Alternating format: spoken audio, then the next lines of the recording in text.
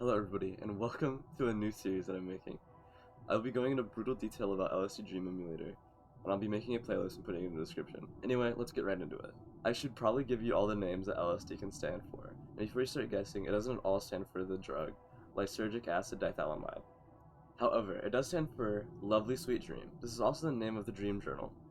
Link Speed Dream, this is the official meaning. Lucy in the Sky with Dynamites is the album that came with the limited edition of the game.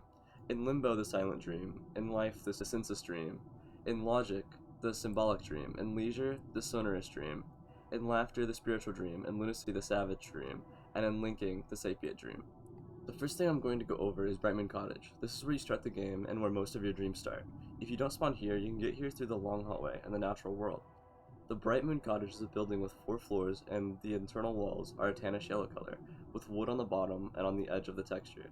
You can also go outside of the cottage, and you'll see a bar and a checkerboard floor. The outside of the cottage is made of concrete. Anyway, this location is likely inspired by the Magetsu So apartment. I said that wrong, I'm sorry if I butchered it. From Lovely Sweet Dream, The Dream Diary by Hiroko Nishikawa. Going up and down the stairs auto causes you to go up and down, unless you go up the stairs sideways or backwards. Kind of a weird bug, but it's a PS1 game, so what can you expect? You can also make the stair cutscene go quicker. If you run as you enter the stairway, you can see the cottage from the natural world from the walled area. Now, getting into the more interesting things. There is a WC door that has a room behind it. This room is seen in the 1997 demo movie. I'll play that now.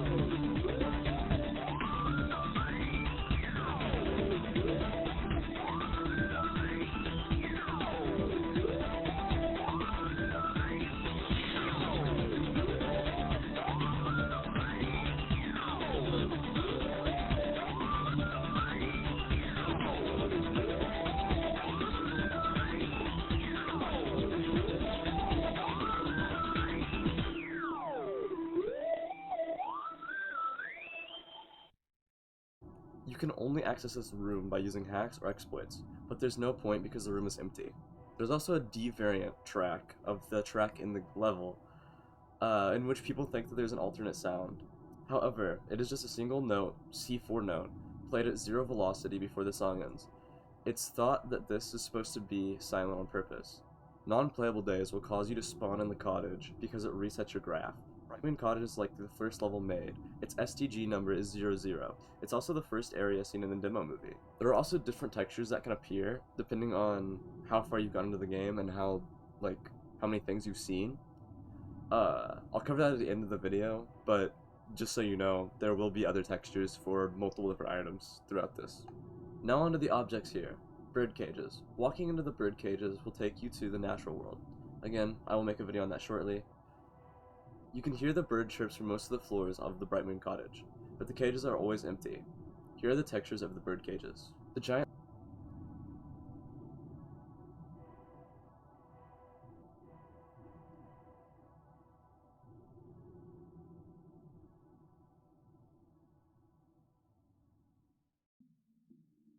astronaut. This is an object that floats above the cottage from the open roof, and he produces a quiet trumpet noise.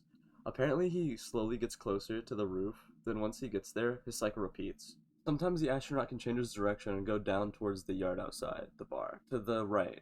Walking into the astronaut on the yard will take you to the black space. There is no way to 100% get him to spawn, but hitting the gray man can cause a dynamic link that will cause a pink screen to lead to the Brightman Cottage. This will make Spaceman land, but if your dream starts in the cottage, he cannot land whatsoever. The earliest day you can see the landing event is day 004.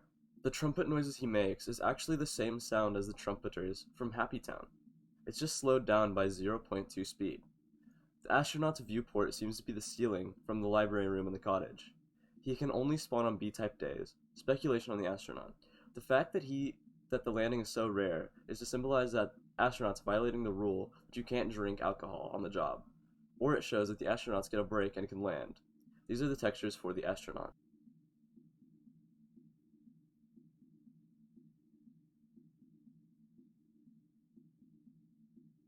The book. The book is an object found in the first room of floor 3, open to an image of girls looking over a landscape, and the page that says Mayoko Girls. On the other page, it has Japanese letters. Translating these letters says Kyoto Mayoko Girls, come everybody.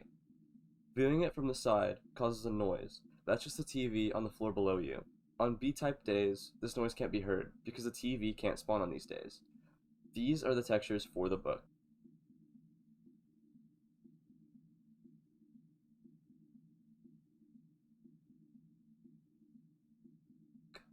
The Dying Woman. Now, this is my personal favorite, but it's not okay, it's not anything morbid or anything, okay? It's just the most interesting one to me, because it just changes so much. The Dying Woman. On the first floor of the cottage, there is a woman on a bed who's either alive, dying, dead, or missing. As days pass, she slowly begins to decay. She can flicker from normal and a corpse. Eventually, she fully dies and fully appears as a corpse. And eventually, she fully disappears from the bed. And after she doesn't get up, or I would quite literally poop my pants. Like, no joke. Some days after this, she fully comes back to life. She's also seen in the 1997 demo movie. As her form changes, she can take you to different areas. Alive, she takes you to Happy Town. Dying, she takes you to Happy Town. Corpse, she takes you to Violence District. If she isn't in the bed, she takes you to Black Space. Speculations about the Dying Woman. She might be referred to in the text streams. In particular, she might be the person from the Holding My Hand or Symmetrical Twins text streams. This is her textures.